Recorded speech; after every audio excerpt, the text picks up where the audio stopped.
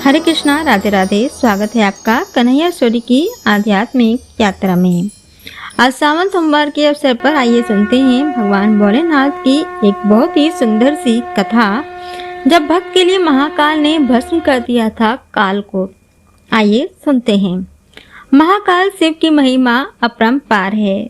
उन्हें प्रसन्न करने के लिए किसी खास प्रयास या पूजा पाठ की जरूरत नहीं होती है, बल्कि सच्ची श्रद्धा और पूरे मन से किया गया प्रयास आपको भोलेनाथ की कृपा का पात्र बना सकता है।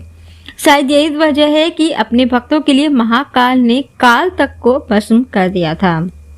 ऐसी ही एक कथा मिलती है हमारे धार्मिक ग्रंथों में, जिसे हम आपके साथ शेयर कर रहे हैं। मान्यता है कि भक्तों का चरित्र पढ़ने और सुनने से भोलेनाथ की असीम कृपा और पुण्य की प्राप्ति होती है। जितने सभी देवी देवता अपनी पूजा से प्रसन्न होते हैं, उतने ही अपने भक्तों के सम्मान से भी देवी देवता प्रसन्न होते हैं। तो जितनी कथा आप भगवान शिव की पढ़ते हैं, उतनी ही उनके भक्तों के बारे में भी जानना आवश्यक है। तो आइए सुनते हैं। स्वयं महाकाल के पुत्र कार्तिकेय ने सुनाई थी ये कथा। भक्त के प्रति महाकाल की अगाध आस्था कि जिस कहानी का हम जिक्र कर रहे हैं, वह स्वयं भगवान कार्तिकेय ने संतों को सुनाई थी। इसके अनुसार राजा श्वेतकेतु, जो कि भोलेनाथ जी के परम भक्त थे, उन्होंने काल को भी जीत लिया था। राजा श्वेतकेतु सदाचारी, सत्यवादी, धर्म के मार्ग पर चलने वाले शूरवीर और प्रजा पालक थे। वह अत्यंत ही निष्ठा और प्रेम भाव से प्रजा का पालन और अगाध आस्था और श्रद्धा भाव से शिव भक्ति करते थे। उनकी इस भक्ति भाव से महाकाल अत्यंत प्रसन्न थे। उनकी कृपा से श्वेतकेतु के राज्य के लोग दुख, दरिद्रता, अकाल मृत्यु और महामारी से अछूते थे। जब पूरी हो गई राजा श्वेतकेतु की आयु, तो आइए जानते हैं क्या हुआ। एक दिन जब राजा श्वेतकेतु का जीवन काल समाप्त होने को था और वह भोलेनाथ की आराधना में लीन थे, तब चित्रगुप्त ने यमराज से कहा कि राजा श्वेतकेतु की आयु अब पूरी हो चुकी है, अब उनके प्राण हरने का समय है।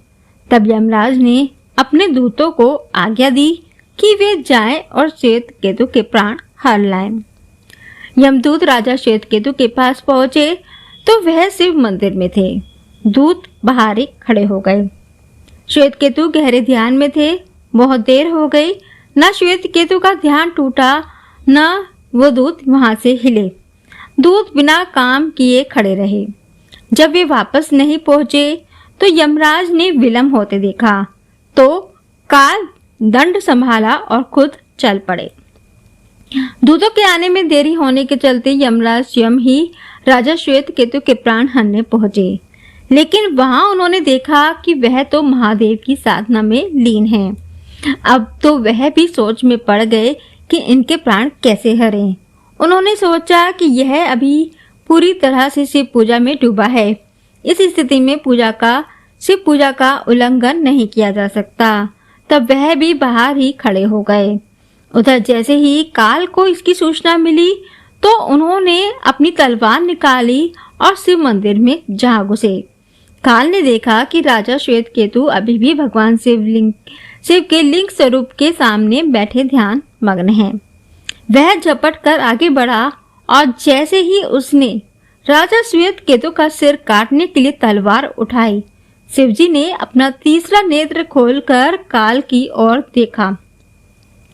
भोलेनाथ का तीसरा नेत्र खुलते ही काल वही राजा श्वेतकेतु के सामने जलकर भस्म हो गया। थोड़ी देर बाद जब राजा श्वेतकेतु का ध्यान टूटा, उन्होंने अपनी आंखें खोली तो राख में बदल चुके काल को देखा। उन्हें चिंता हुई कि यह कौन है और क्या है।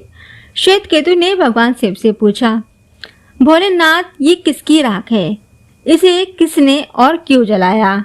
तब भोलेनाथ ने बताया कि यह काल था, जो कि तुम्हारे प्राण हरने आया था। राजा श्वेतकेतु ने कहा कि हे महाकाल, यह तो आपकी ही आज्ञा से तीनों लोकों में विचरता है, लोक को नियंत्रण में रखता है। इसी के बह से तो लोग पुण्य कार्य करते हैं। आप इन्हें अति शीघ्र जीवन दान दे दें। शिव जी की कृपा से काल जी उठा और उसने उठते ही श्वेत केतु को अपने गले से लगाकर बोला, राजा, तुम जैसा तो तीनों लोकों में कोई नहीं है।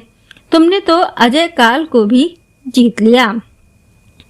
जीवन दान पाकर काल और यमराज ने कहा कि ऐसे जातक जो शिव जी के परम भक्त हैं, सच्चे मन और पूरी श्रद्धा से महाकाल की पूजा में लीन रहते हैं, सिर पर जटा और गले में रुद्राक्ष पहनते हैं, विभूति का त्रिपुंड ललाट पर लगाते और पंचाक्षर मंत्र का जाप करते हैं, उन्हें कभी भी अकाल मृत्यु का ग्रास नहीं बनना पड़ेगा।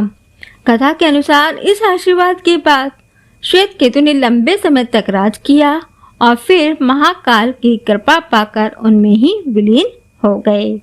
तो ये थी कहानी कैसे एक भक्त ने अपनी भक्ति से महादेव को प्रसन्न किया और महादेव ने अपने भक्त के लिए काल को भी भस्म कर दिया। तो आप सभी पर भगवान शिव जी की कृपा बनी रहे। इसी के साथ हर हर महादेव। ओम नमः शिवाय।